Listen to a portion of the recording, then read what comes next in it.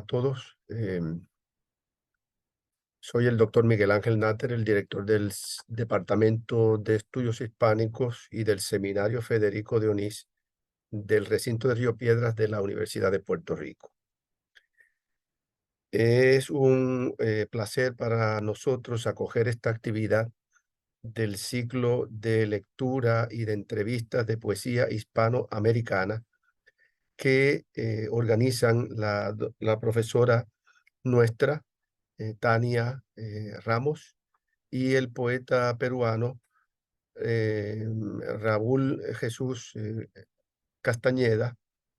Resulta un ciclo y una actividad muy valiosa por el hecho de ser diferente en la selección de los poetas hispanoamericanos y españoles que han reclutado, y sobre todo por el hecho de exponer las ideas básicas de estos poetas sobre la poesía. Así que el Seminario Federico de Onís y el Departamento de Estudios Hispánicos de la Universidad de Puerto Rico se sienten orgullosos de tener en nuestras redes esta producción tan importante. Buenas tardes. Buenas tardes a todos. Queremos dar las gracias a la Universidad de Puerto Rico por estar auspiciando este ciclo de poesía y estas entrevistas. Nosotros hoy tenemos, el poeta peruano Raúl Castañeda y yo, el privilegio y el honor de entrevistar hoy a uno de los grandes poetas nacido en Uruguay, el señor Roberto Echavarren, nacido en Montevideo. Es poeta. Realmente es poeta, narrador, ensayista, traductor y he leído también que hasta curador ha sido. Entre sus libros de poema se destacan Central Asia, que fue premio del Ministerio de Cultura de Uruguay, ediciones de Argentina, México y Brasil. El Expreso entre el sueño y la vigilia, que fue premio Fundación Nancy Bacelo. The Express Between Sleep and Wakefulness, que es una edición bilingüe. Ruido de fondo y El Monte Nativo. Performance es un volumen mixto que lo compone una antología de poemas, entrevistas, reseñas, críticas alrededor de su obra. Entre sus ensayos se encuentra El Espacio de la Verdad, Felisberto Hernández, Arte Andrógino, Premio Ministerio de Cultura de Uruguay, Fuera de Género, Criaturas de la Invención Erótica, Michel Foucault, Filosofía Política de la Historia y Margen de Ficción Poéticas de la Narrativa Hispanoamericana. Entre sus novelas está Aves Rock, El Diablo en el Pelo, Yo era una brasa. Tres cuentos es su último libro de narrativa, ya él nos contará, ¿verdad?, cuán incompleta está esta biografía. Las Noches Rusas es una crónica acerca de la vida política y cultural de Rusia durante el siglo XX. La pieza Natalia Petrovna fue premiada y publicada por el Centro de España en Uruguay. La pieza África, la muñeca de Felisberto Hernández, basada en un caso real, fue publicada y se presentó en Montevideo a lo largo del 2012 y 2013. Y dirigía la editorial La Flauta Mágica, especializada en ediciones críticas bilingües de poesía en traducción y el rescate de obras poéticas imprescindibles escritas en español. Le damos la bienvenida al poeta, al escritor, ¿no? Roberto Echevarren, y agradecemos que haya accedido a estar con nosotros en este ciclo de entrevistas. ¿Cómo están? ¿Qué tal? Muchas gracias por la invitación. Sí. Pues vamos a empezar con una pregunta así un poco cronológica, y esta dice así, las preguntas las hemos trabajado juntos, Raúl y yo. Dice, Roberto, cuéntenos de su experiencia como estudiante de filosofía en la Universidad Goethe de Frankfurt en Alemania, donde tomó cursos con Theodor Adorno y Jürgen Habermas. Bueno, eso sí fue una etapa realmente interesante de mi vida, porque pude además escapar de un Uruguay que estaba en situación muy difícil ya, y por supuesto entonces de algún modo logré evadirme y sortear la dictadura militar, ¿no?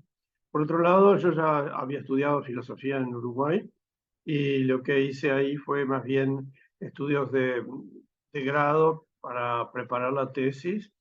Y bueno, Alemania en ese entonces yo creo que estaba todavía atrasada en cuanto a la música, los estilos, etcétera, en relación al resto de Europa. Por supuesto que estaba dividida. Frankfurt en ese momento era una ciudad fea porque estaba construida rápidamente después de la guerra, después de haber sido completamente destruida. Pero bueno, tenía alrededores muy, muy bonitos y yo vivía también en un bosque, lo cual... Y bueno, sí, iba a las clases de Adorno y de otros profesores.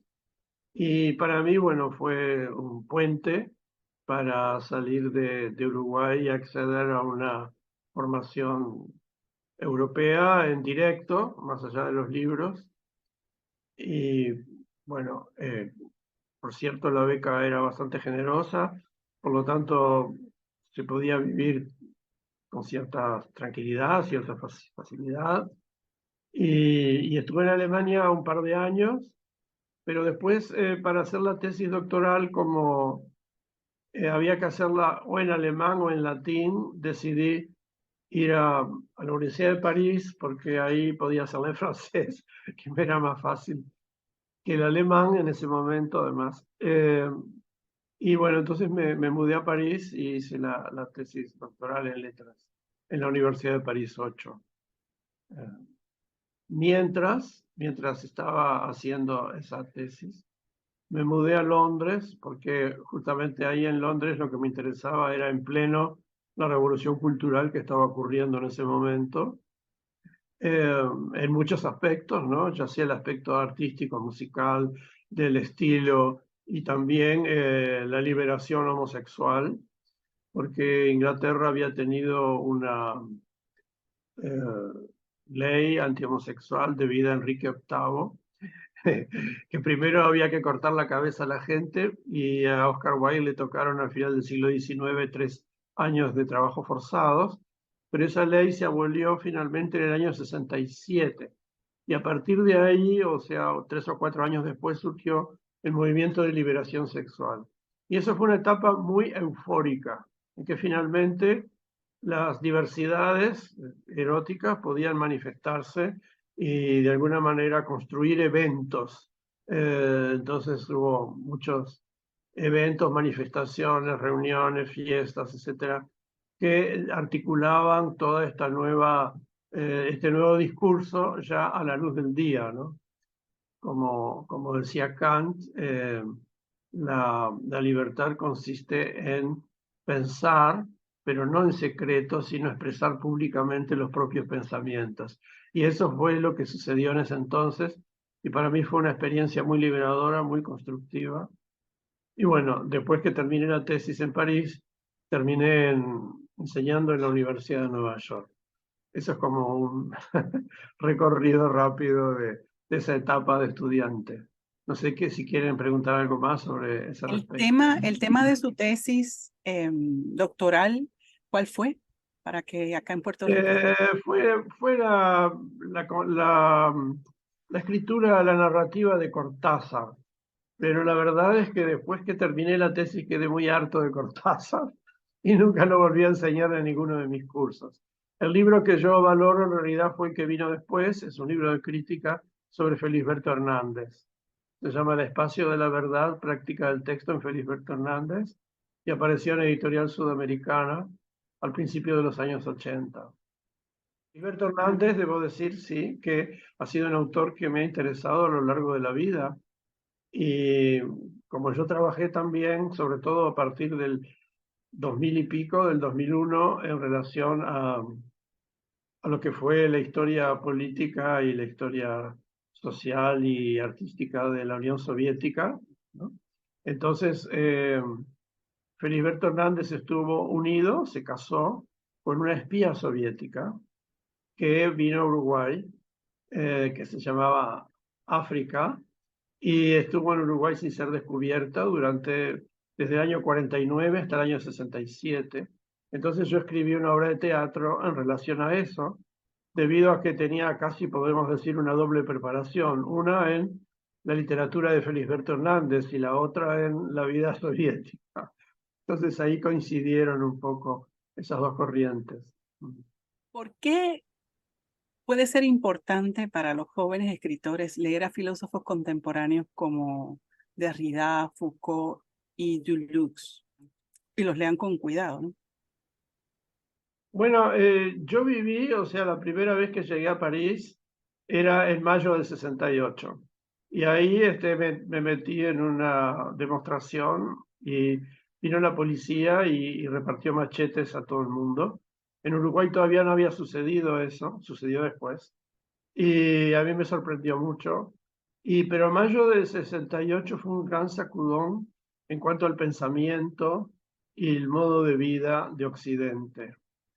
Justamente esto lo aclara bastante bien Foucault cuando dice que en el 68 se cambió lo que podría ser la noción de la izquierda, o sea que en vez de ser la izquierda tradicional marxista que llevaba al apoderarse de un poder central y después instalar la dictadura, cosa que ya en ese momento horrorizaba por sus resultados en la Unión Soviética, que justamente mayo del 68 fue una manera de liberarse del efecto Marx y de considerar las relaciones de poder en todos sus aspectos, o sea, relaciones de familia, relaciones de trabajo, relaciones de estudio, en fin, o sea que considerar la vida de cada uno en función de sus conflictos, sus desavenencias, su problemática, que tenía que ver a todos los niveles y que abarcaba también no solamente su, digamos, el poder central ni el modo de gobierno exactamente, sino también la libertad personal de cada uno, la adquisición progresiva de derechos y sobre todo la capacidad, la posibilidad de desarrollar la vida como una obra de arte, podemos decir, o sea, de llevar el deseo a su cumplimiento creativo en nuestras vidas. Bueno, ese para mí fue un cambio, y creo que para todo Occidente, muy drástico. Y en ese caldo de cultivo, digamos, aparecen autores como Foucault o Gilles Deleuze, en fin, y otros.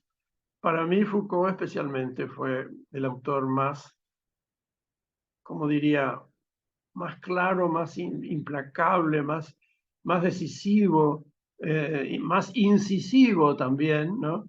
Y además un hombre que desplegó una actividad inmensa como autor que publicaba libros, como profesor en la universidad y como persona pública, ya que hay 2 tomos inmensos de sus entrevistas, por ejemplo. Entonces, yo creo que Foucault, por lo menos en mi caso, es quien mejor articuló esa nueva situación humana y mundial, ¿no? O sea, no solo de la vida de la gente, sino del ecosistema, por así decir, ya que por un lado también se desarrollaron todas estas críticas a la destrucción del ambiente, ¿no?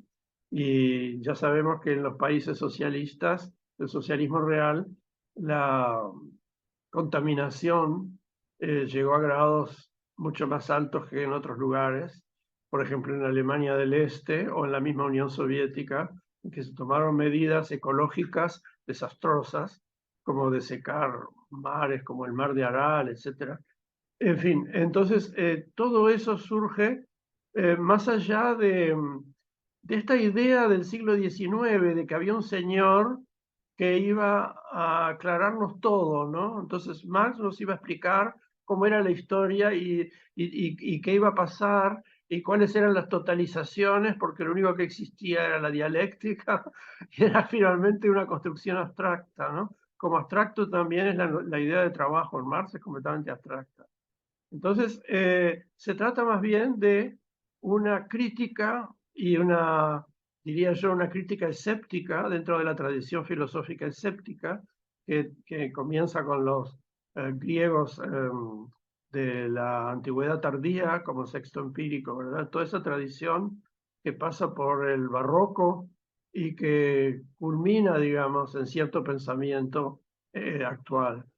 Yo creo que aunque los jóvenes de hoy no hayan vivido el 68 ni entiendan demasiado bien cómo se planteaban los problemas entonces, me parece que de todas maneras son herederos de todo eso. A veces sin saberlo y a veces absorbiéndolo, sabiéndolo y adquiriendo conciencia. Creo que el cambio social que ha habido, por ejemplo, si tomo solamente el caso de Uruguay, Uruguay cuando yo me crié acá estaba dominado por la guerrilla urbana o por la derecha, ¿no? Y en los dos casos eran dos poderes represivos, intolerables e intolerantes, como los campos de concentración para homosexuales en Cuba, ¿verdad? Entonces, el Uruguay ha cambiado muchísimo después que terminó la dictadura y vino la restauración y sobre todo en los últimos años. Ahora tenemos el matrimonio igualitario, tenemos la libertad de fumar marihuana si se nos canta y sobre todo que hay una mayor, mucho más madura quizá visión acerca de qué drogas hay, qué tipo de efectos y toda una capacidad crítica que antes no existía y sobre todo creo que todo esto ha llevado a una mayor tolerancia. Entonces, me parece que eso es lo que los jóvenes de hoy heredan. Usted mencionó el barroco y Sí. sí queríamos preguntarle, ¿cuál entiende usted que ha sido ese camino del barroco español al neobarroco latinoamericano en la poesía? Ya. Bueno, yo creo que entre los dos, entre el barroco de Góngora, digamos, o de Juana Inés de la Cruz, y la poesía, digamos, a partir de la segunda mitad del siglo XX, lo que hay es el modernismo. El modernismo creo que ha sido una gran cumbre de la poesía en que Latinoamérica ha tenido una incidencia muy especial, ¿verdad? Piensen en Rubén Darío. Bueno, un autor como Lorca, de España, y la generación del 27 serían impensables sin la herencia de Rubén Darío. O un autor uruguayo como Herrera y Reisig. Son autores que han logrado un nivel de excelencia extraordinaria heredando, por un lado, sí, lo barroco y por otro lado, todo el movimiento francés de la segunda mitad, sobre todo del siglo XIX. Y entonces han ido más lejos que los propios españoles, ¿verdad? Aunque la generación del 27 española tuvo ejemplos insignes como García Lorca, el cual estaba muy ligado a Latinoamérica, por ejemplo, era muy amigo de Neruda. Cuando vino a Uruguay fue a visitar la tumba de Rey Reicil. Cuando empezó la Guerra Civil Española en el 36, se iba a dedicar un número de la revista de Neruda, el Madrid, Caballo Verde para la Poesía, a Herrera y Reicil. Una bomba destruyó el sótano donde estaba ese ejemplar y se perdió para siempre. O sea que lo que quiero decir con todo esto es que en el modernismo entró Latinoamérica propiamente y además como un golpe de timón, ¿no?, en relación a lo que puede ser la poesía en español. Por otro lado, no hay que negar, y al contrario, hay que reconocer cada vez con más eh, lucidez el relieve que tiene una poeta como Juana Inés de la Cruz, que si se quiere, escribió un poema El sueño, que si se quiere, puede considerarse el poema supremo de la lengua. Es un poema filosófico, es prácticamente el único poema filosófico. Digamos que la literatura latina tuvo a Lucrecio, que escribió un poema filosófico, ¿no? La naturaleza de las cosas. El sueño de Juana Inés se equipara en el sentido de que recoge toda una tradición de pensamiento filosófico y a la vez una inmensa capacidad poética para lograr este resultado. Por lo tanto, a mí, en todo mi interés poético, por así decir, me ha interesado, sí, mucho un poeta como Góngora, sin la menor duda, pero también una tradición latinoamericana fuerte, con dos escalas, ¿no?, que serían el barroco latinoamericano y el modernismo. Creo que lo que se ha llamado, se ha dado en llamar neobarroco, es como un procedimiento de apropiación más allá de cierta poesía que estaba de moda en los años 60, digamos, se llamaba poesía comprometida, y que muchas veces era una poesía de eslogans, ¿verdad? Una poesía sencillista, que subestimaba al lector también, porque de alguna manera tenía que hacérselas fácil, ¿no? Tenía que comunicar. Pero es todo esto en detrimento de la exploración con el lenguaje, que me parece que es lo decisivo en cuanto a la tarea poética. Y entonces creo que el neobarroco, por encima de esas tentativas, y con una visión bastante más madura y crítica de los procesos políticos, entonces ha tratado de recuperar esa, digamos, esa condición intensa y vibrátil y excelente del logro poético verbal, ¿no?, que hubo en el barroco y en el modernismo. Supuesto que no es lo mismo, ¿no? Y Ujú. además tampoco es ninguna escuela, cada cual escribe como le parece. A mí me parece muy interesante cuando usted menciona, Roberto, el paso de Darío, del modernismo, hacia lo que Sí, podría considerarse el posmodernismo con Herrera y Reisi, y sí, luego lo que usted menciona, que no debería llamarse vanguardia, ¿no? Hablamos de Vallejo, hablamos de Girondo, hablemos de Altazor de sí, Huidobro, y que esto es sí, parte como que era algo natural, el proceso, como usted menciona, de exploración, de apertura, ¿no? sí.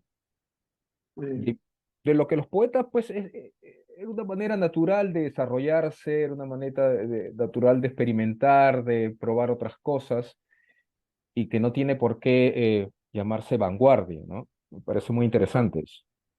Sí, a mí me parece lo que mi posición es más bien que hay un solo modernismo y ese modernismo abarca lo que tradicionalmente se ha llamado vanguardias. O sea que es un solo arco que empezaría, digamos, a finales del siglo XIX y culminaría en los años 40, por ejemplo, Mm, o más allá sin duda, ¿no? El 50. Yo a todo eso lo llamo modernismo. O sea, que dentro de ese modernismo sí podemos considerar capítulos variables, pasos, por ejemplo, el pasaje del verso métrico al verso libre, me parece que ese es un pasaje muy relevante en toda esta experimentación del modernismo, pero justamente no hay una solución de continuidad. No hay una solución de continuidad entre Lorca o Neruda y Herrera y Raicig. Ellos lo amaban, lo adoraban. O sea, es simplemente una continuación, es el mismo arco, me parece, histórico, ¿no?, temporal, que los lleva, sí, a un desarrollo eh, eventual diferente y más allá, ¿no?, de los primeros, pero sin embargo no lo veo como un quiebre. Por eso pienso que a veces puede ser confuso el decir, bueno, modernismo y vanguardia, como si fueran dos capítulos, no sé, dos libros diferentes, y creo que no es así. Y en ese arco histórico que puede llegar hasta los 50, podría incluirse a poetas de repente como César Moro, ¿no? Sin duda, sin la menor duda, sí, sí. Claro, toda la influencia del surrealismo Surrealismo. también, ¿no? Sí. Sí, es mucho más fácil de entender, ¿no? Sí, sí lo entiendo. ¿Y dónde estaría ubicado Lezama, Sarduy, en en esto que se llamó neobarroco? Bueno, las ubicaciones nunca son fáciles, ¿no? Pero es cierto que Lezama comenzó, bueno, en los 40, 50, 60, y sobre todo con esos años de la revista Orígenes, eh, revalorizando el barroco, sin duda, el barroco histórico, ¿verdad? Escribió un ensayo que se llama Sierpe de Don Luis de Góngora. Y yo supongo que gente como poetas, escritores como Sarduy, se consideran en cierto modo hijos de Lezama de Lima. Eh, y, y alguien como Perlonger también, ¿no?, que Ujú. lo ha mencionado, sobre todo tiene un libro, un poema que se llama Abisinia Exivar, Perlonger, que se refiere a los polvos del asma que tomaba Lezama para Ah, abrir sus pulmones, pero que esto es justamente una experiencia de droga y de exaltación. Son los mismos polvos para el asma que tomaba Proust, ¿no? Pero en el caso de Lezama la marca era Vicinia Exivar, y el interés que tiene Perlonger en esta experiencia de abrir las puertas de la percepción, en el caso de Lezama, de alguna manera abre esa posible intensidad visionaria que se busca en el neobarroco. No sé cuál de los poetas que entrevistamos mencionaba cómo era posible que Lezama no se haya interesado por André Breton, lo que estaba haciendo, y sí por lo que hacía Julio Ramón Jiménez, ¿no? Bueno, Juan Ramón Juan Jiménez. Ramón Sí, Jiménez. Juan Ramón, disculpe el disparate. No, pero yo creo que ahí hay un tema de amistades y de conexiones que tenían que ver con el hecho de que la Guerra Civil Española llevó a intelectuales españoles a Cuba y a otros lugares de Latinoamérica o a Estados Unidos también. Entonces, a mí me parece que la llegada de Juan Ramón Jiménez a Cuba era algo que debía celebrarse y acogerse de una manera cálida, y hacerle un homenaje, me parece maravilloso. Ahora que yo sepa, Bretón nunca visitó Cuba, así que no sé cómo lo habrían recibido. Pero en todo caso, podríamos decir que en la escritura de Lezama hay algo más rico, más enredado que lo que podía ser la escritura surrealista, que a veces se vuelve un poco formulaica con sus listas, ¿no? Con su procedimiento de acumulación metafórica, digamos, en cadenas un poco caóticas, etc. No es eso lo que hace Lezama, sin duda. Yo creo que Lezama también, no sé, usted corríjame, maestro, toma no solo de Góngora, eh, del Siglo de Oro, también me parece que de Mallarmé también bastante. Es muy posible, sí, claro, estoy de acuerdo. Pero también hay que considerar a otros poetas del simbolismo, por ejemplo, Jules Laforgue. Jules Mm. Laforgue es uruguayo. En Ah, realidad, a finales de la Guerra Grande, hacia mediados, por 1860, la mitad de la población de Montevideo era francesa, porque debido a la Guerra Grande hubo una intervención inglesa y francesa de las escuadras, y muchos vinieron del sur de Francia, sobre todo de la región de Tarbes, y entonces hay tres poetas muy importantes uruguayos que escribieron en francés. Uno es Lautréamont, ¿no? ujú, Que escribió los cantos de Maldoror y que de alguna manera orientó y fue un autor clave para los surrealistas. sí. Y después Jules Laforgue, apenas un poquito después. Los dos murieron muy jóvenes, tanto Lautréamont como Laforgue. Laforgue murió a los 27 años. Fue lector de la emperatriz de Alemania. Y bueno, y entonces, si vemos, él murió de tuberculosis, no me acuerdo el año exacto, pero antes de 1890. Pero en los años 90 se hizo una edición de los poemas de Laforgue, que fue la influencia decisiva de la poesía francesa sobre los poetas yanquis T.S. Eliot y Ezra Pound. Si tú lees los ensayos de Eliot, él siempre está pasmado en relación a Laforgue y dice que Laforgue le dio la idea de lo que era la poesía actual, o sea, la poesía nueva, y que en realidad él parte de Laforgue. Así que, como te digo, creo que hay varios vectores del simbolismo. Entonces, yo pienso que Lezama debe haber leído también a Laforgue a él le interesaba mucho Julián del Casal, el modernista, que Mm. también estaba muy imbuido de la poesía francesa e incluso de la pintura simbolista, en el caso de aquellos sonetos eh, a las obras, a la Salomé y a otras obras de este pintor francés que en este momento no me viene a la cabeza, pero eh, que bueno. Y Lezama tiene una oda a Julián del Casal, o sea que hay toda una serie de penetraciones o de vasos comunicantes, podemos decir, ¿no? Donde, no sé, para hablar de influencias, a veces es muy difícil de calibrar eso, ¿no? Donde fue muy bien recibido también Juan Ramón Jiménez fue en Puerto Rico.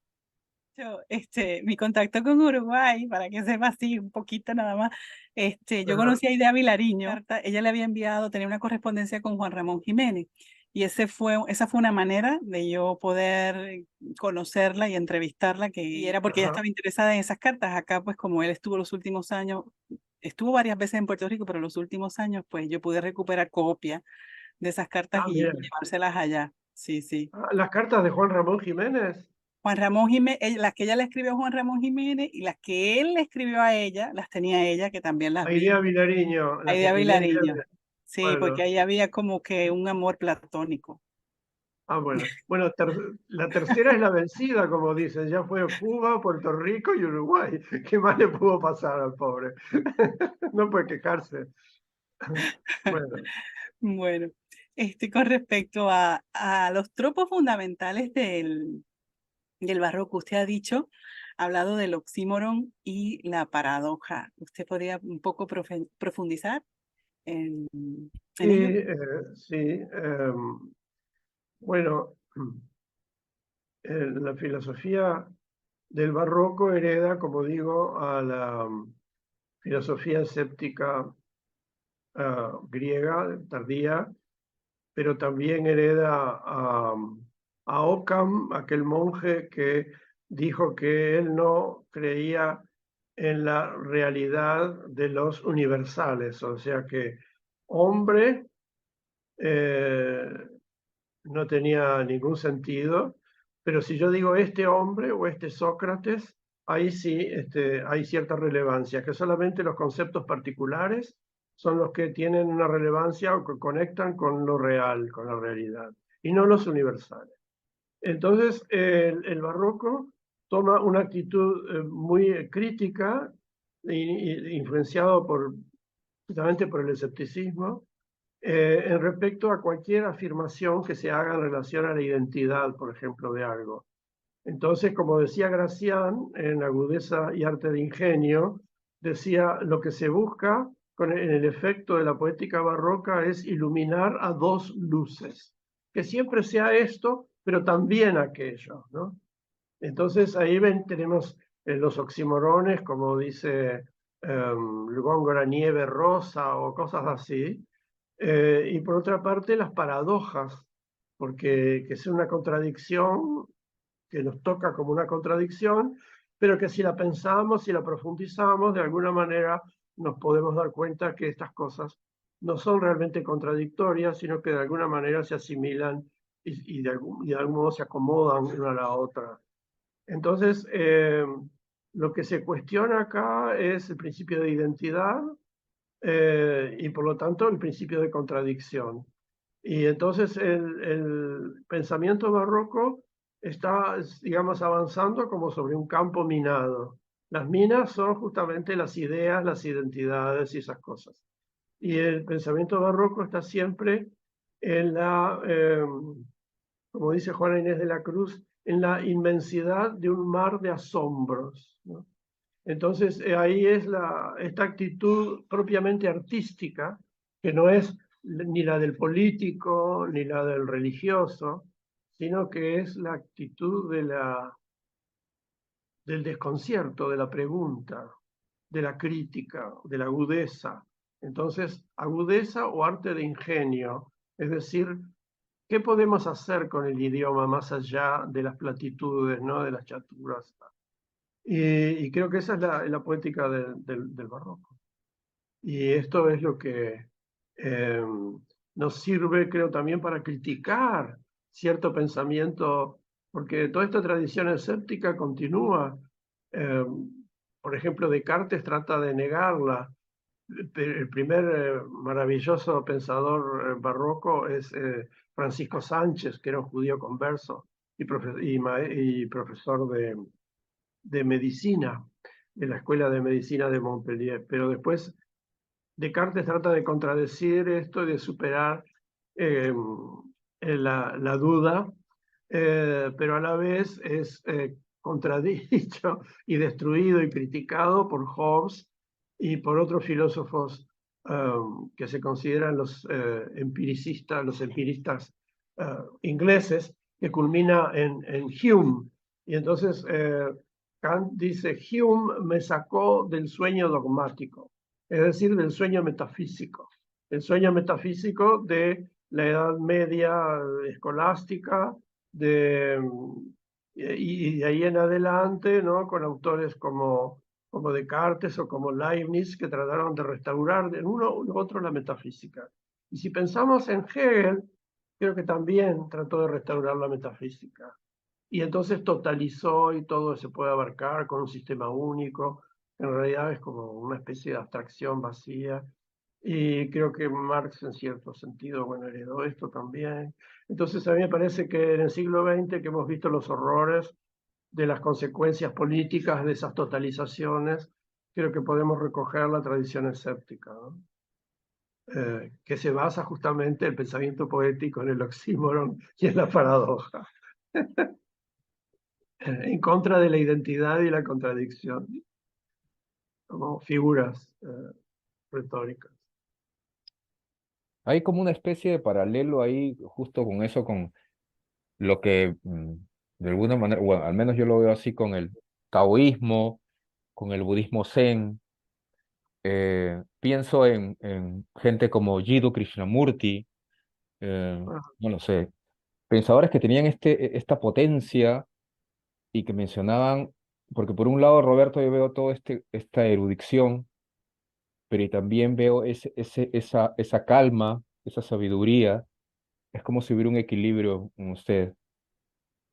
Y ah. no sé, y siento ahí algo del budismo, el taoísmo. No sé si me equivoco.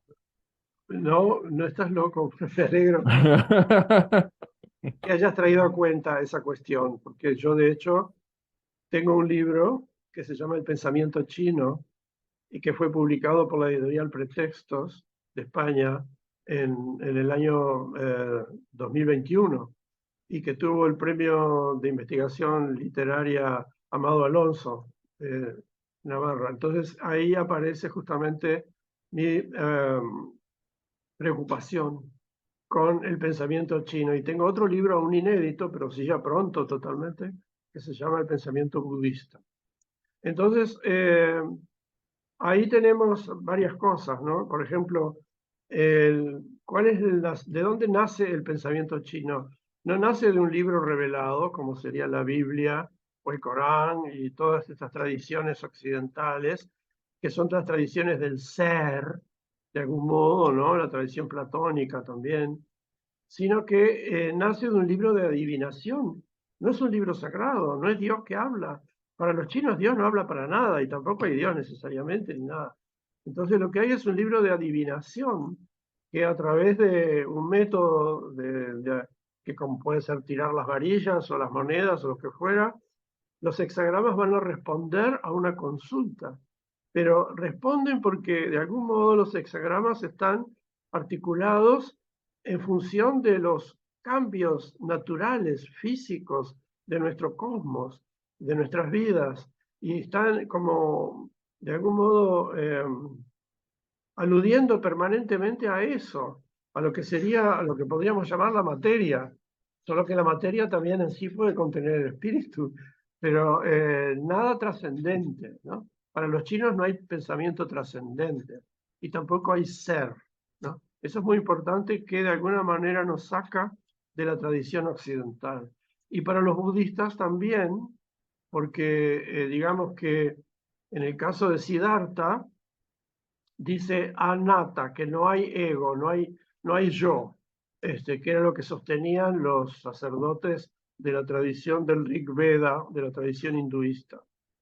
Entonces, no hay yo y no hay sustancia tampoco, ¿no? La sustancia platónico-aristotélica, sino que el mundo es pura fenomenología, pura aparición y desaparición, donde no hay nada atrás que nos permita fundar una especie de cimiento o de realidad superior. Lo que hay detrás es lo que los griegos escépticos llamaban el noumeno, y es lo mismo que Kant, es la misma palabra que usa Kant, ¿no? Tenemos el fenómeno y el noumeno. El fenómeno es todo lo que aparece. Para Siddhartha no es nada más que eso, no hay más que lo que aparece. Para los chinos no hay ser. Eh, y para Kant, que retoma en último término la tradición escéptica, hay fenómeno y más atrás del fenómeno no podemos conocer, no sabemos. Entonces hay noumeno, pero no hay nada firme, nada que nos permita afirmar el ser de algún modo. Súper interesante. Yo, relacionado con eso, he hecho muchísimos viajes, ya sea porque he estado, ¿verdad?, investigando quizás para estudiar, en principio, Alemania, París, Rusia, China, Indonesia también he escuchado que ha visitado. ¿Eso responde a un objeto de estudio que usted está, por el que está detrás, ¿verdad? Buscando algo, o simplemente, porque tampoco ha escogido ni cualquier cultura, ni cualquier país, entonces son mecas también de unos movimientos importantes, y a nivel cultural y literario y social. ¿Por qué esos países? ¿Cuál ha sido esa búsqueda? Si ha sido así, ¿no? Además de la investigación. Mi meta siempre a lo largo de mi vida ha ido ir lo más lejos posible. Entonces, cuando era estudiante, lo más lejos posible era Alemania.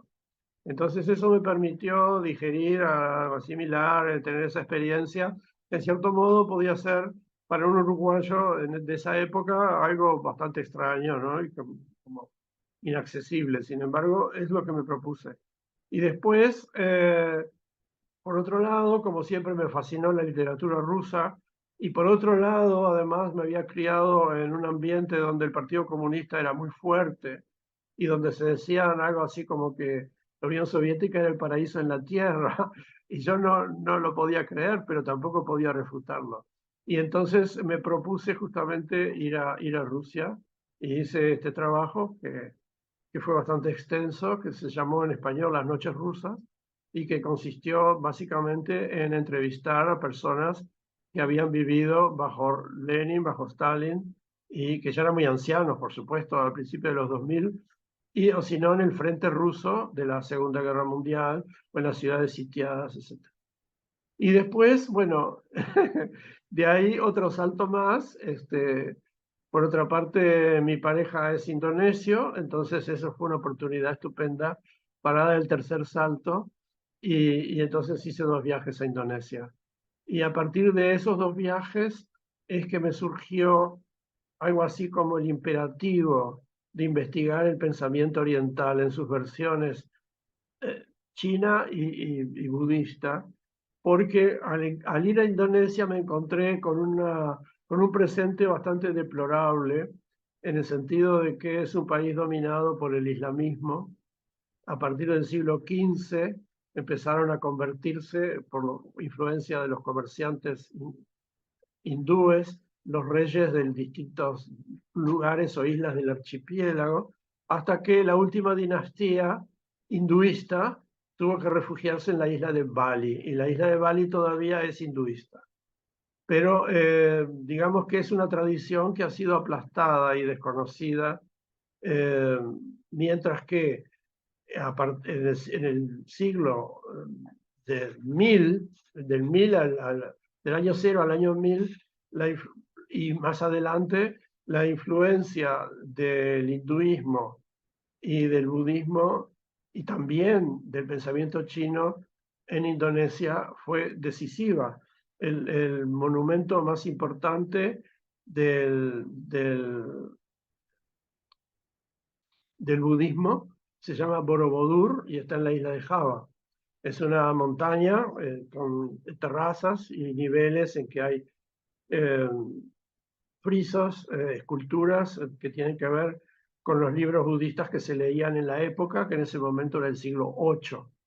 Y también Java, la isla de Java, está llena de ruinas de templos hinduistas, algunos de los cuales han sido reconstruidos recientemente. Entonces, cuando yo fui ahí, me vino este impulso de recuperar lo perdido en ese lugar que había sido vivido, que había dejado huellas, y entonces tratar de articular lo que fue un pensamiento que había sido aplastado, que es lo mismo que me pasó con respecto al Tíbet, que es por la invasión china al Tíbet que destruyó la cultura tibetana. Cuando mencionaba lo del Dalai Lama y el Tíbet, recordaba la película que dirigió Scorsese, Kundun. No sé Ah, si lo he sí, visto. Es muy interesante. Y se ve todas sí, las atrocidades que cometieron los chinos, ¿no? sí, claro, claro. Aún en YouTube se pueden ver quemas de libros de incunables chinos, de aquellos de la Revolución Cultural. En YouTube he encontrado videos de esas quemas de libros. Sí. Yo Yo quería preguntarle, Roberto, sobre su relación con la poesía peruana, su amistad con Rodolfo Inostroza y el viaje que hicieron al Cusco. Ah, sí. Bueno, yo conocí a Rodolfo cuando yo era estudiante en París, estaba haciendo el doctorado, ¿no? Y él había recalado ahí después de una estadía en Cuba. Y tenía un libro ya, que era Consejero de Lobo, un libro de Mm. poemas, pero sobre todo ganó en 1970 el premio Lautréamont, bueno, hablando de uruguayos, que era un premio que había instituido la editorial Saiz Barral con su libro que se llama Contra La Natura. natura. Mm. Bueno, Contra Natura a mí me subyugó, me fascinó, me pareció que era el libro de la poesía del presente, porque tenía que todo ese espíritu, digamos, viajero de los hippies del momento, ese movimiento vasto, ¿no? Que iba desde Estados Unidos, pasaba por Inglaterra, por Europa, llegaba a Marruecos y después seguía hacia la India y algún Afganistán, que Afganistán era muy transitable en esa época, ¿no? Que era como el fin último de esa trayectoria. Y me parece que en el libro de Rodolfo aparece eso, aparece también una visión, digamos, que alude un poco al ocultismo, a la lectura de cartas, a la astrología, es decir, a todo aquello que en aquel momento estaba suscitando como, estaba como surgiendo como una corriente bastante intensa de los jóvenes de ese momento, ¿no? Pues para mí ese libro me deslumbró y me hice muy amigo de Rodolfo, a quien quise mucho. Y cuando yo terminé el doctorado, en 1974, Rodolfo me dijo, bueno, mira, yo me voy a Perú por un tiempo, si tú quieres venir conmigo. Y ahí fui a Perú y sí estuvimos en la sierra, por el Cusco, por todos esos sitios. Nos asociamos a un grupo que estaban haciendo un video para, no me acuerdo si era video o película en ese momento, pero era una producción para la televisión francesa. Y entonces uno de estos era un peruano y el resto eran o peruanos o franceses. Y entonces nos invitaron a ir a varios lugares de, digamos, de los, ahí, que eran prácticamente inaccesibles, no había carreteras, se podía ir solamente a caballo, entre precipicios verdaderamente espantosos, que había que confiar en el caballo. Y ahí tuve experiencias muy interesantes, Rodolfo y yo, y bueno, y el grupo con los chamanes eh, indígenas en distintos puntos que recorrimos, y bueno, y averiguamos otro sistema de adivinación que era con las hojas de coca, justamente, no era con el I Ching. Y sin embargo, bueno, yo no sabía quechua, tampoco Rodolfo, o sea que en realidad estábamos comunicados e incomunicados a la vez, ¿no? A mí me habría encantado conversar con estos chamanes, con uno de ellos en particular, que nos veían a nosotros como si viniéramos de Marte, como seres extrañísimos. Llegábamos con aspecto de hippies europeos, de pelo largo, etcétera, y en estos lugares donde nunca se había visto eso, ¿no? Entonces también ellos estaban muy sorprendidos por nuestra presencia. Y para mí fue una experiencia muy intensa. Aquí, en Perú, siempre se dice, ¿no? El poeta que trajo em, lo de Pound, lo de Eliot a Latinoamérica fue Rodolfo Inostroza. ¿Usted lo ve así, que él trae este tipo de poética? Bueno, dentro de lo que te dije, de lo que para mí representaba Contra Natura, creo que también uno del elemento que hay en Contra Natura es esa, por así decir, sintaxis poundiana, ¿no? Mm. Estas juxtaposiciones y también un tipo de verso progresivo eh, que sí es poundiano. Yo creo que eso que la lectura de Pound fue muy importante para Rodolfo, sin duda. Que se ve en la manera de escribir que tenía en ese entonces.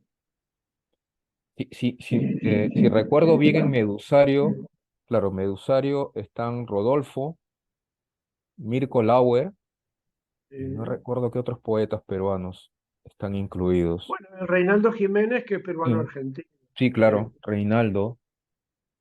No sé si usted ha leído a Verástegui. Bueno, en ese momento yo no estaba muy familiarizado con Verástegui.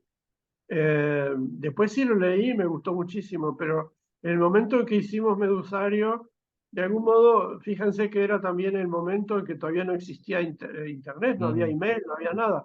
Era todo por carta o por contactos personales. Entonces, en todo caso, cuando yo hice esta selección, que fue también colaboración con Néstor Perlonger y con José Cosa, eh, conocíamos lo que conocíamos, ¿no? Y bueno, en ese caso ahí fue lo que en ese momento valorábamos más, ¿no? sí. Después yo asimilé más a Verástegui. Pero es que la selección de la muestra Medusario es insuperable, ¿eh? Es algo fantástico. Y es un libro que ya tiene, si no me equivoco, 3 revisiones. Sí, la primera es de Fondo de Cultura de 1996. Después vino una de 2010 de Mansalva de Argentina. Y la tercera es de Editorial RIL del 2016, o sea, Chilena, ¿no? los 20 años, la editorial chilena, Mm. a los 20 años de publicación del Medusario original.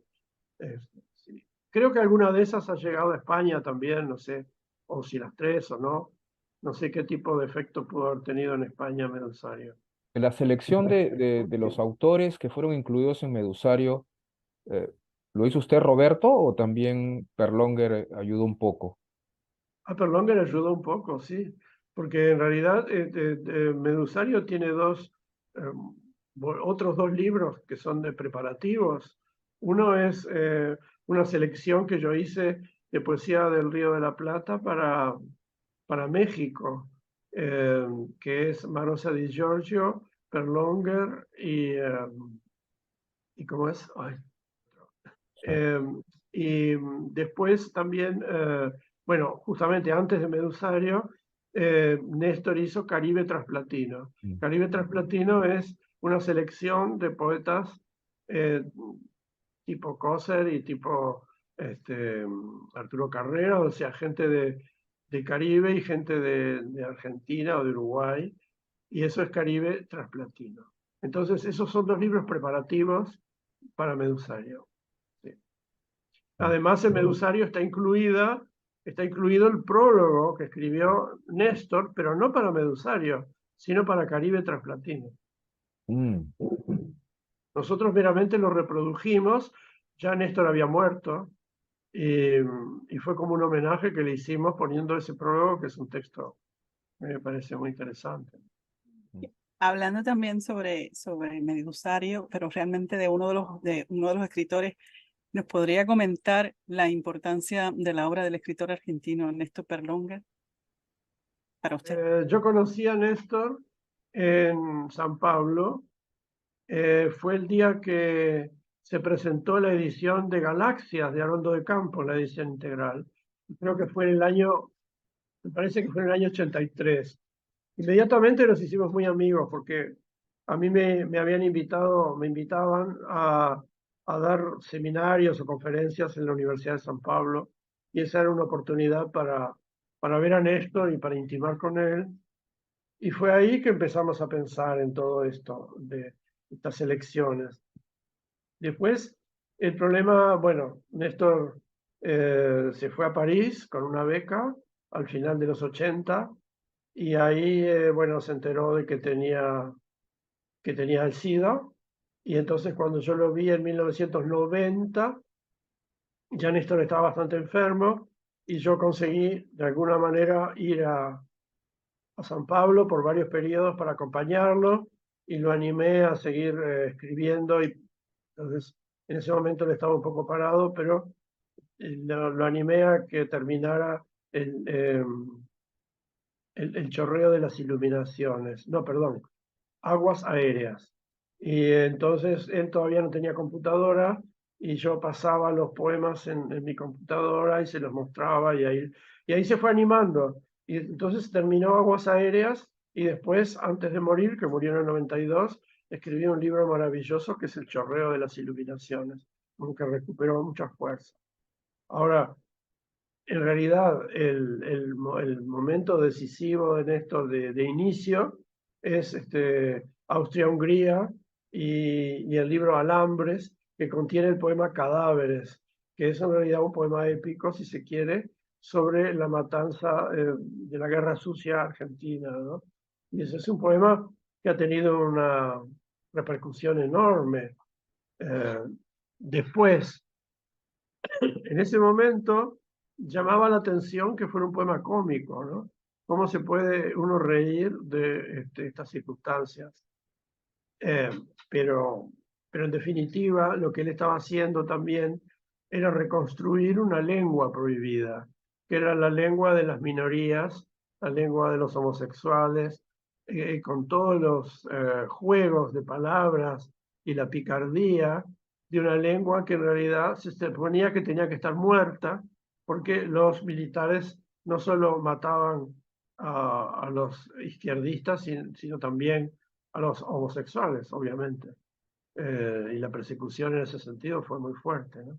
Néstor estuvo en la cárcel muchas veces en Buenos Aires y finalmente pudo escapar a San Pablo y fue ahí en una de esas salidas a San Pablo, creo que en el avión, que empezó a escribir Cadáveres, ¿no? Nos encanta Perlonger a mí y a Tani, lo leemos mucho. Sí. Qué bien. Eh, José Carlos Becerra fue también incluido en Medusario.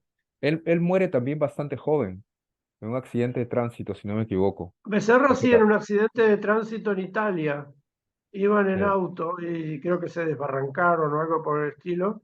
Yo me acuerdo que en ese momento yo estaba en Barcelona y estaba con el escritor mexicano Sergio Pitol y fue él que se enteró enseguida de que la muerte de Becerra en Italia. Sí. y fue Y incluido el como otro, fue ¿eh? incluido como una especie de homenaje en Medusario. Sí, también, o sea, pues Mm. nos gustaba. Sí, Y genial. genial. Y otro que murió muy joven, creo que a los 21 años, fue Tedgui, el Ah, venezolano. venezolano. Ese murió de una forma muy extraña, porque él hacía performances, vivió en Nueva York también, y en una de esas performances parece que otra persona tenía una pistola y que disparó y todo el mundo creyó que era un efecto escénico, pero la pistola tenía una bala y lo mató de Teddy a los 21 Oh. años. Entonces yo rescaté su obra a través de sus padres. Usted señaló también en una entrevista que le hicieron, porque hemos estado ocultando, ¿verdad?, sobre su vida. Usted señala que le parece legítimo que se hable del metalenguaje en relación a la lingüística, pero no con respecto a la poesía en sí misma. ¿Podría abundar y explicarlo? Bueno, porque no creo que en la poesía se pueda dividir lenguaje de metalenguaje. Creo que la poesía es una exploración lo más radical posible sobre la lengua, sobre lo que puede decirse, y por lo tanto el poeta se puede permitir eh, cierto tipo de frases o de versos o lo que fuera, que extraídos del poema puedan parecer metalingüísticos, pero que en el poema en realidad son parte de esa vibración, de ese evento, de ese funcionamiento, ¿no? Entonces no podemos establecer en el poema una diferencia, creo que no es válido hacerlo. Sí, con respecto a Medusario, bueno, en mi opinión, Medusario es una muestra inequívoca, ¿no? De su compromiso con la poesía, ¿no? Eh, para mí de singularidades, ¿no? Todos los poetas ahí que son parte de la muestra, ¿no? Que requerían ser conectadas de alguna manera, porque creo que muchos de ellos no se conocían, ¿no? Y No, no se conocían, sí, ni se habían leído tampoco. No. sí. Lo que Ahora, yo creo que capté, lo que fui captando, era que había algo así como una atmósfera en común que se iba elaborando y que iba más allá de la poesía coloquial, de la poesía fácil comprometida, de la poesía que podría considerarse, no sé, popular o en cierto momento, no sé, una poesía que a mí me había molestado cuando yo me estaba criando en Uruguay, cuando era adolescente, ¿verdad? Se cultivaba mucho eso de la poesía comprometida. Y de repente, con el paso del tiempo, fui viendo que lo que yo intentaba hacer, lo que hacía Inostroza y lo que hacían otras personas que yo conocía, era algo como un nuevo paso, una nueva situación de la poesía. Y eso es lo que me propuse explorar en todo lo que yo pudiera averiguar de lo que se estaba escribiendo entonces en los distintos países latinoamericanos. ¿Esto cuándo empieza? Porque Medusario se publica en el 94, ¿no? En el 96, Seis. sí. En 96. Y usted Esto empieza... empieza en la segunda mitad de los 80. Ojo. Digamos como idea, me refiero, ¿no? Sí, sí. Pensar. Ahora, con respecto a las traducciones que mencionaba al principio y estos estudios críticos sobre obras en español publicadas a través de la editorial Flauta Mágica, ¿podría hablarnos un poquito sobre esto también? Sí, yo, bueno, para mí hay poetas que escribieron en inglés que son fundamentales, que me dediqué a leerlos con intensidad. Fíjense que yo estuve primero enseñando en Inglaterra y después estuve 20 años enseñando en la Universidad de Nueva York. Por lo tanto, mi relación con el inglés es bastante, bueno, intensa. Y los dos poetas que a mí más aparte de Pound y Eliot, que bueno, son los que leía cuando era más joven todavía o más adolescente, pero los poetas que descubrí ya en mi juventud, un poco más avanzada, fueron Wallace Stevens y John Ashbery. Y justamente yo estaba en Londres cuando John Ashbery hizo una lectura y ahí lo escuché por primera vez. Eh, Me dijo después que estrenaba en ese día un traje que se había comprado en Carnaby Street, que era la calle de moda de ese momento. Bueno, a mí me quedó esa idea de Ashbery y lo fui leyendo un poco más cada vez. Y después, cuando fui a Nueva York, nos conocimos y bueno, y nos hicimos amigos y yo entonces empecé a traducirlo. Y en el caso de Wallace Stevens, bueno, él había muerto en el año 54, así que difícilmente podía conocerlo. Pero Wallace Stevens había estado en relación con la revista Orígenes, que le había publicado un par de poemas, y con Rodríguez Feo, que era el que sacaba Orígenes junto con Lezama y que era estudiante en la Universidad de Yale. Entonces, Rodríguez Feo se relacionó con Stevens. Stevens lo acogió a pesar de la diferencia enorme de edad que había, muy cálidamente, y porque le interesaba mucho Cuba. Además, Wallace Stevens sabía algo de español, a veces compraba diarios de España para familiarizarse aún más con el idioma, y muy joven había ido a Cuba, y entonces le había quedado una impresión muy vívida de la isla, y por lo tanto le fascinó hacer amistad con Rodríguez Feo. Entonces hay toda una correspondencia entre los dos que yo recojo en mi antología bilingüe de la poesía de Wallace Stevens. Me parece que estos son para mí los dos poetas fundamentales, el inglés en el siglo XX y XXI.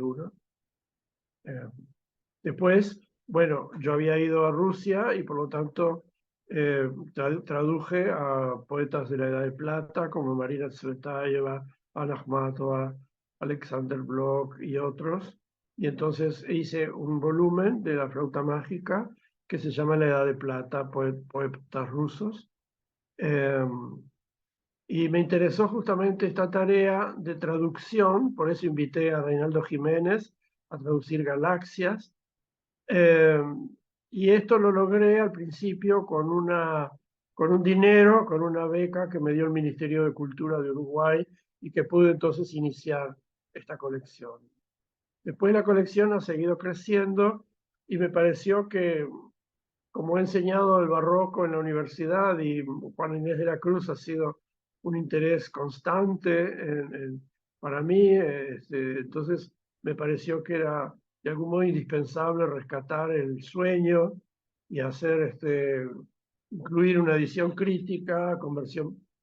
Quiero decir que todas las ediciones de la flauta mágica son son ediciones críticas, que incluyen, bueno, un prólogo mío, pero también bibliografía y, en muchos casos, correspondencia y además crítica histórica, ¿no? A través de, por ejemplo, en el caso de Rery Reissig, yo selecciono lo que se escribió sobre él a lo largo de todo el siglo XX uruguayo, ¿no? Y también entonces es un volumen acompañado por esa crítica. El caso de Perlonger, de la edición de Perlonger, de los poemas completos, es mi introducción más algún otro ensayo mío y sobre todo como 7 ensayos de diferentes poetas que completan el libro junto con una bibliografía lo más completa posible. O sea, cada volumen de La Flauta Mágica me cuesta bastante trabajo, debo decir, ¿no? Me ha costado. Eh, pero es esa idea de acercar tanto la poesía traducida, o sea, tradiciones poéticas en otros idiomas, acercar al lector que lee en español y por otro lado también traerle ediciones críticas de poetas que a mí me parecen indispensables y que deberían ser accesibles en este momento, ¿no? Haciendo un paralelo es, Tania y yo pensamos lo mismo al principio sobre autores imprescindibles, y es por eso que empezamos con esta serie de entrevistas. Ajá, muy bien. Ujú. Sí, sí, sí, me parece que hay que buscar el filo y la relevancia y poder seleccionar y poder recortar, ¿no? Para que no todo quede en una especie de mare magnum sin mayor criterio, ¿no es cierto? Ujú. Usted que ha podido ver, primero porque ha estudiado muchísimo también y ha leído muchísimo, ¿cómo usted percibe la poesía hispanoamericana actual, ¿no? A partir quizás de Medusario para acá, o por lo menos mitad del siglo XX hasta ahora. Y bueno, eso eh, es complejo. Eh, yo en los años del 2000 en adelante, el 2010, etcétera, he ido a algunos congresos, encuentros, por ejemplo, lo que organiza Hernández Montesinos en Chile. Entonces ahí he conocido una serie de poetas más jóvenes. Lo mismo en Argentina. Yo tengo amigos de poetas que son de otra generación, que son mucho más jóvenes que yo. Y entonces, de alguna manera, con mi preocupación sobre el cono sur, en vez de hacer una tentativa más, por así decir, abarcadora, como fue Medusario, lo que me propuse, no me acuerdo en qué año salió, pero más o menos alrededor de 2014, creo 15, hice una selección de poetas más jóvenes y algunos no tan jóvenes del Cono Sur. Y se llama Indios del Espíritu. Y ese es otro de los títulos de La Flauta Mágica. Ahí ustedes pueden ver también una muestra de lo que puede ser la poesía más reciente. Y por otro lado, eh, hay otra serie de poetas, algunos mexicanos o de otros lados, que me interesan, pero no sé si puedo no puedo hacer una reseña completa en este momento, ¿no? Recuerdo que cuando entrevistábamos a Eduardo Milán nos dijo, ¿no? Que la poesía había caído en la banalización de la poesía actualmente, ¿no?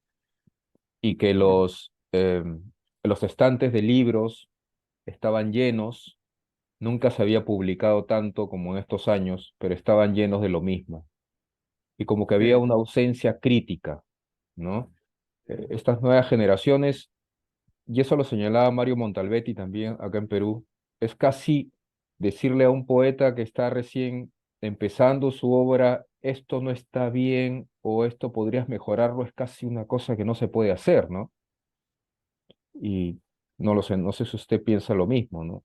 No sé si los referentes tendrían que tener un papel más... Mira, yo nunca he participado de ningún taller de poesía, por ejemplo. Nunca enseñé literatura, pero o filosofía, pero nunca hice un taller literario. Y eso es porque, por un lado, a mí me asusta un poco que alguien venga y me lea algo que no me guste nada y no hay qué decirle, ¿no? Otra gente lo hace con mucha soltura y elegancia, todo lo que quieran, pero en mi caso nunca me pareció que era fácil. Y otra cosa es hasta qué punto uno puede ayudar a otro poeta, ¿no? Yo pienso, por ejemplo, yo estudié mayormente Derecho y Filosofía, porque los cursos de literatura ya universitarios me interesaban, pues sí, pero me aburrían también un poco, ¿no?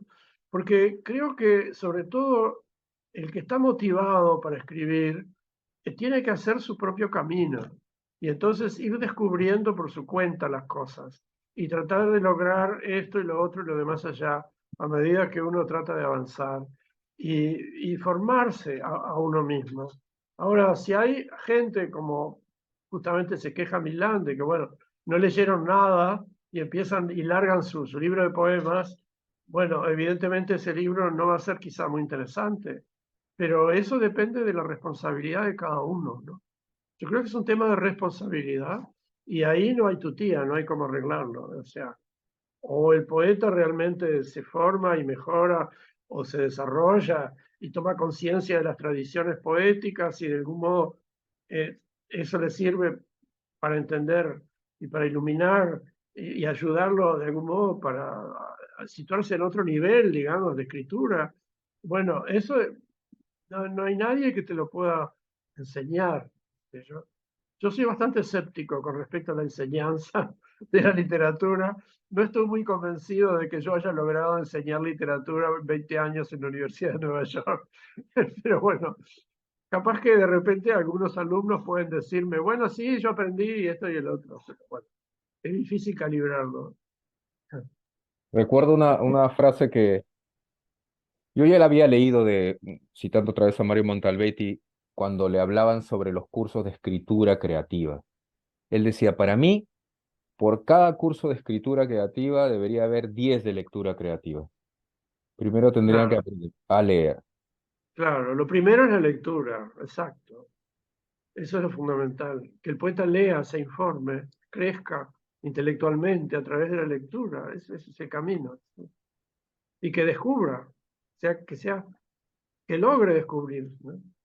Muy agradecido por el tiempo, muy agradecidos y ha sido un privilegio escucharlo. Bueno, Leerlo. yo les agradezco enormemente a ustedes su interés. Veo que realmente han hecho un proceso de, podemos llamar, de investigación y que se han enterado de muchas cosas de las que yo he hecho u otros poetas están haciendo o hicieron. Y eso me parece increíblemente meritorio. Así que les agradezco, valoro muchísimo el proyecto de ustedes y ojalá que sí, que se logre, que sigan adelante. Muchas Bueno, gracias, Roberto. muchas gracias. Bueno, gracias a ustedes.